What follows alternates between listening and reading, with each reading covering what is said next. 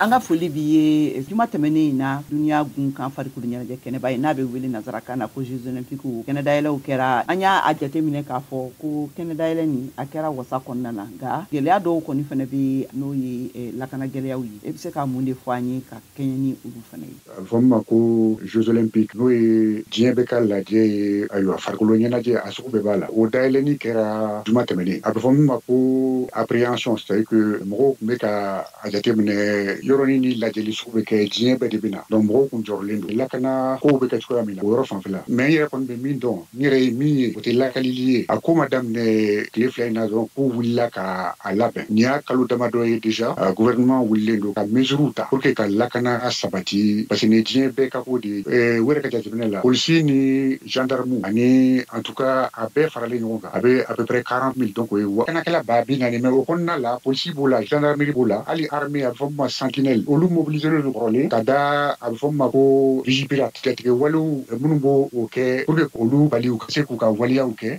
yɔrɔ gouvernement kɛlen bɛ ka olu bila sen kan a mɛnna donc olu tun bɛ yen kɔrɔlen mais u ye dɔ fara waleyaw kan. A ka ja i kumana sisan k'u ye lakanakɛla ba bi naani ɲɔgɔnna bila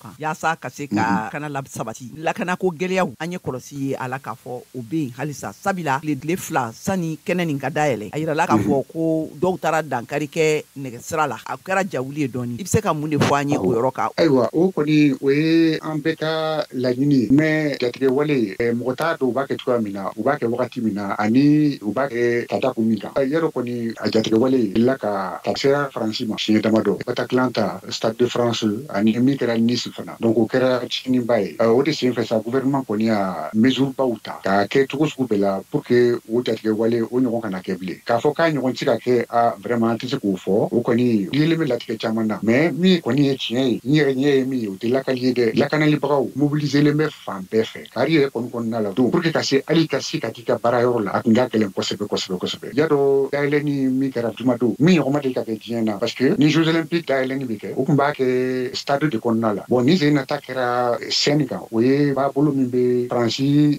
faba n'o ye Paris b'o traverser min bɛ ba yɔrɔ ɲumanbaw bɛ yɔrɔ fɛn fɛn la si scène bɛ tɛmɛ a fɛ yɔrɔ kɔni fɛn bɛ kɛ kɛnɛmala la ani fɛn bɛ kɛ sari kɔnɔna o lakɔnɔnali o kɛcogo tɛ kelen ye. Délégation bɛ bateau de kɔnɔ ji kan défilela ji kan n'u ka jamana bɛɛ tun bɛ a ka bateau kɔnɔ u bɛ u ka bandiru kɔrɔta sanfɛ. Yanni o ka kɛ ne yɛrɛ kɔni k'a fɔ n bɛ fɛ ka fɛn dɔw faamuya madama dɔ la n bɛ to ka tɛmɛ ka scène lajɛ i b'a ye polisiw ni force spéciale d'intervention sɔrɔsi minnu kolo ka girin kosɛbɛ yɛrɛ yɛrɛ o de bɛ patrouille kɛ scène fan bɛɛ kan fɛn dɔw b'u bolo minnu bɛ ji kɔnɔna jateminɛw kɛ ka n'a sɔrɔ fɛn jugu tɛ ou bien a bɛ fɔ min ma bɔnbu ou bien fɛnkɛw n'a sɔrɔ o sugu tɛ ani hali wulu minnu bɛ bɔnbu ni fɛnw ɲini o bɛɛ b'u bolo ani a bɛ fɔ min ma ko déminage o service bɛɛ mobiliselen tun don Faransi ye jamana 40 ɲɔgɔn i n'a fɔ Europe jamana caman b'a la Espagne b'o la Allemagne b'o la hali Qatar b'o la u ka mɔgɔ dɔw wele ka na minnu bɛ lakana kɛ u kana fara u kan u dɛmɛ ka nin ko in bɛ se ka kɛ vraiment hakilisigi kɔnɔna la cogoya min na. Jeux olympiques yɛrɛ ouverture an ye lakɔlɔsili kɛ min bɛ se ka to mɔgɔw hakili la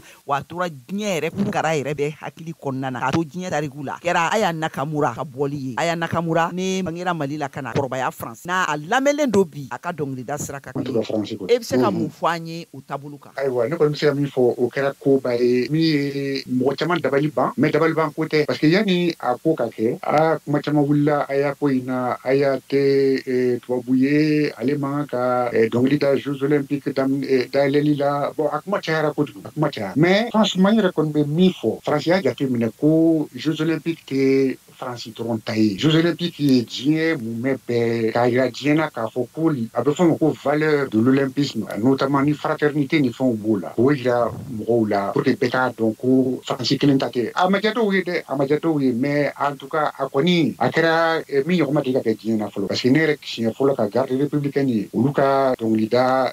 mɔgɔ fɛ chanteur dɔ fɛ ka da kan en plus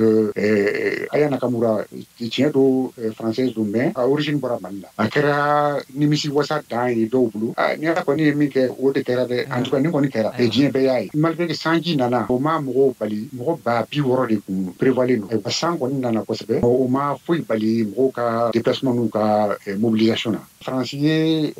médaille dɔ sɔrɔ a fɔ min ma ko rugby à 7 u y'o médaille d'or sɔrɔ taara mali ka balontan lajɛ ni Israël n b'o fɔ kun min na a bɛ fɔ min ma ko match placé au risque sécuritaire et que u ye sɔrɔdasi a kelen de mobiliser pour que ka se k'o lakana yɛrɛ sabati an ka foli bi